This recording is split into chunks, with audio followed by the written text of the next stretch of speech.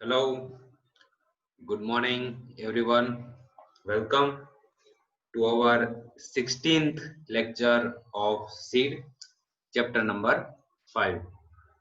Last lecture के अंदर हमने टाइप्स ऑफ एंटरप्राइजेस कौन कौन से हैं उसमें से दो टाइप्स हमने पढ़ लिए थे, जो कि था एक लास्ट वन था जॉइंट स्टॉक कंपनी, और कंपनी की डेफिनेशन कौन कौन सी है उन सब के बारे में हमने डिस्कस किया था। आज का जो हमारा पॉइंट है वो चैप्टर नंबर 5 का ही है। जॉइंट स्टॉक कंपनी के बारे में कौन सी एक कंपनी आती है जिसके थ्रू आप अपना कोई भी बिजनेस स्टार्ट कर सकते हो। सो वो है हमारी कोऑपरेटिव सोसाइटी। कोऑपरेटिव सोसाइटी का गुजराती मीनिंग है सहकारी मंडળી। ओके, तो सहकारी मंडળી એ મૂળભૂત રીતે આર્થિક રીતે નબળા વર્ગનું એક સંગઠન છે। कंपनी के अंदर क्या होता है कि बड़े बड़े जो पैसेदार लोग होते हैं या कोई पैसे देनार जो लोग होते हैं जिनसे लोग बिजनेस स्टार्ट करने के लिए पैसे लेते हैं, तो उसके पास जब अपन पैसे लेते हैं तो वो ज्यादा रेट से इंटरेस्ट रेट से अपन को पैसे वापस देने होते हैं। इंटरेस्ट रेट ज्यादा ज्यादा लेते हैं और बहुत तरीके से परेशान करते हैं। कोई कंपनी के अंदर मजदूरों को बहुत सारा काम करवाते हैं, उनका शोषण करते हैं। तो इस चीज का ध्यान रखते हुए हम जैसे लोगों, जो नॉर्मल पीपल होते हैं, उन लोगों ने कोऑपरेटिव सोसाइटी मतलब सहकारी मंडળી क्रिएट करी। ओके, सो जिनके पास कम पैसे हैं वैसा एक झूठ जो एक अपना संगठन बनाता है उसको बोला जाता है सहकारी मंडળી। तो मूलभूत रीते आर्थिक रीते नबળા વર્ગનું આ એક સંગઠન છે। इसके अंदर कौन कौन से लोग ज्वाइंट हो सकते हैं? तो एक ज कुटुंबनी न होय तेवी ओछाમાં ઓછી 10 વ્યક્તિઓ એકત્રિત થઈને सहकारी मंडળીની स्थापना કરી શકે છે। एक ही कुटुंब के ना हो वैसे 10 लोग, कोई भी 10 लोग कम से कम मिलकर एक कोऑपरेटिव सोसाइटी बना सकते हैं। सहकारी मंडળીની સ્થાપના સામાન્ય રીતે જિલ્લા કક્ષાએ सहकारी મંડળીના રજિસ્ટ્રાર સમક્ષ કરવામાં આવે છે।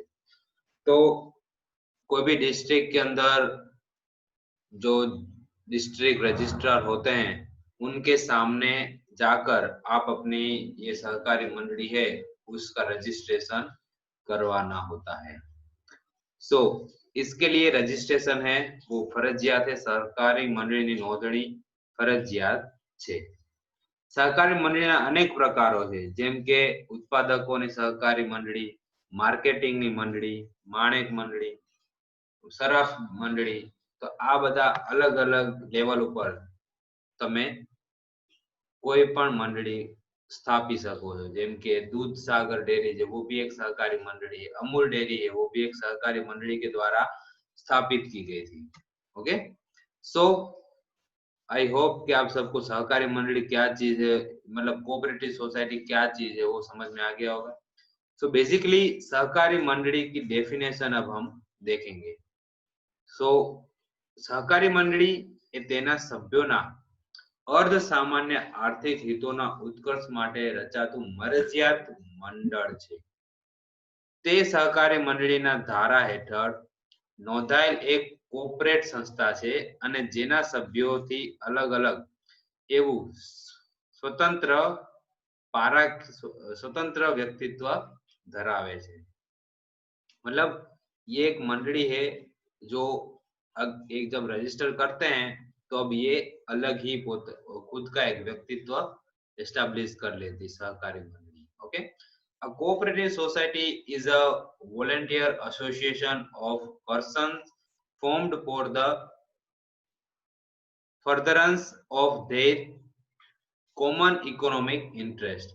It is a corporate body registered under the Cooperative Societies Act and enjoys a separate legal entity as a distinct from its members। Okay, now characteristic कौन कौन सी है सहकारी मंडળી की? तो सहकारी मंडली ये सभासदों मर्यादित मंडल है, तो इसके अंदर आप जिसको ज्वाइंट होना है वो ज्वाइंट हो सकता है, जिसको निकल जाना हो निकल सकता है, इसके लिए इसमें कोई भी पाबंदी होती नहीं।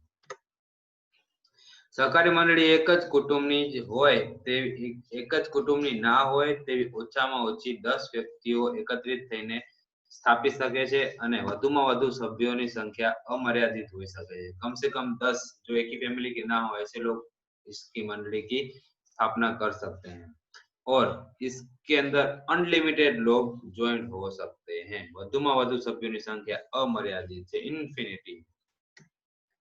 सहकारी मंडली एक कॉर्पोरेट संस्था है, तेनी नोंधणी थता सभ्योथी अलग एवं कृत्रिम व्यक्तित्व प्राप्त करे छे। सहकारी मंडलीनो वहीवट लोकशाही ढबे चाले छे। सहकारी मंडलीनुं संचालन करती संचालन समितिना सभ्योनी पसंदगी सभासदोना मतदान द्वारा थाय छे। ये जो मंडली है वो लोकशाही तरीके से चलती है, मतलब इसके अंदर लोगों को ज्यादा प्रावधान्य दिया जाता है। सहकारी मंडलियों संचालन करने के लिए आपको इलेक्शन के थ्रू कौन कौन से मेंबर आपको चुनने हैं समिति के अंदर, वो आप चुन सकते हो।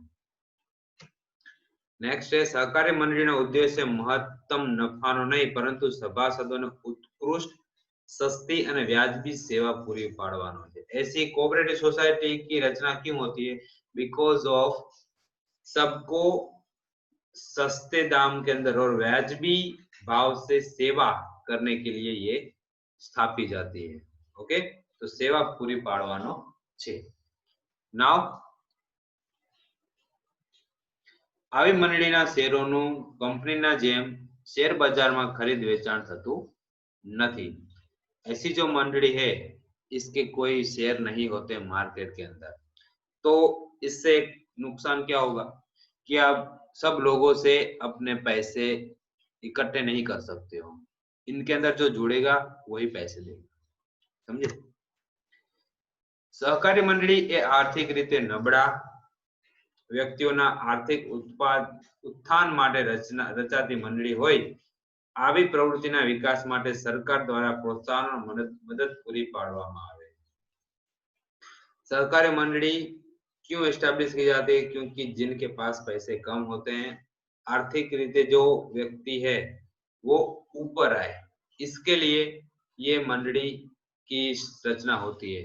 तो ऐसे काम के अंदर सरकार भी चाहती है कि इन सब लोगों का आपका आगे बढ़े, तो इनके लिए मेनली ये बनाई जाती है।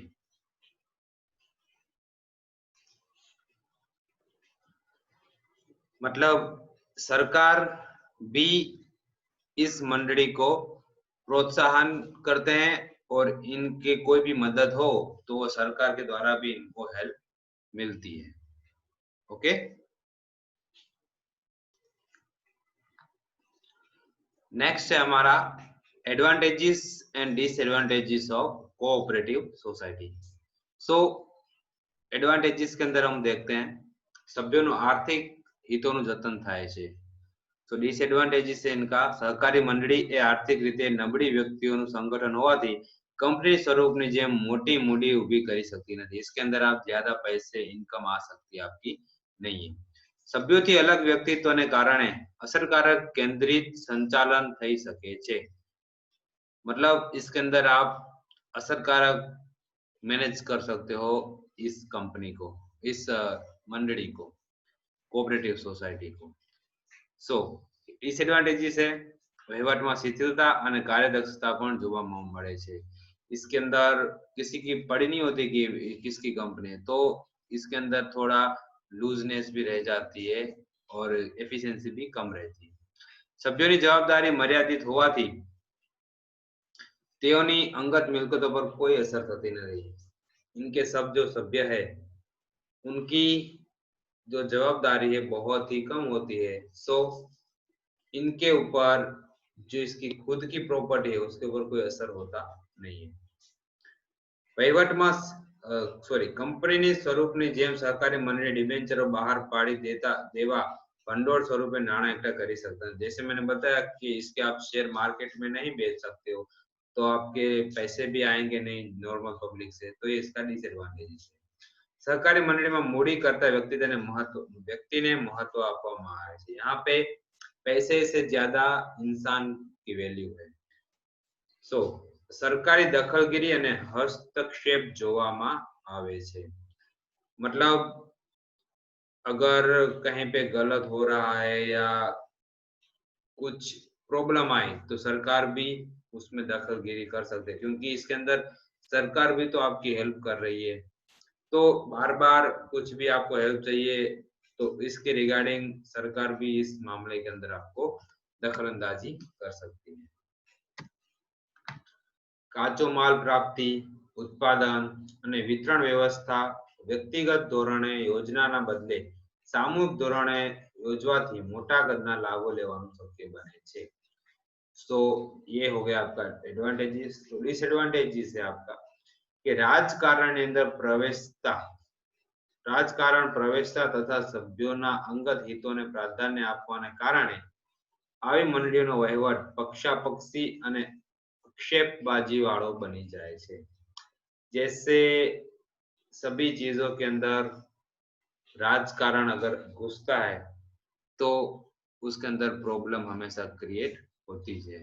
तो इसके अंदर भी ऐसी डिसएडवांटेजेस है कि अगर इसमें सहकारी कोऑपरेटिव सोसाइटी है, उसके अंदर अगर कोई भी मेंबर है वो पर्सनल अपना फायदा देखे तो उसके अंदर नुकसान होता है नॉर्मल पब्लिक का।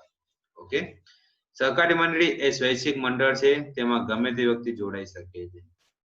इसके अंदर कोई भी व्यक्ति जुड़ सकता है। निर्णय प्रक्रिया खूब ज विलंबित અને અકાર્યદક્ષતા પ્રકારની રહે છે। तो इसका डिसएडवांटेजेस है कि अंदर कोई भी डिसीजन लेना हो तो बहुत ज्यादा टाइम लग जाता है।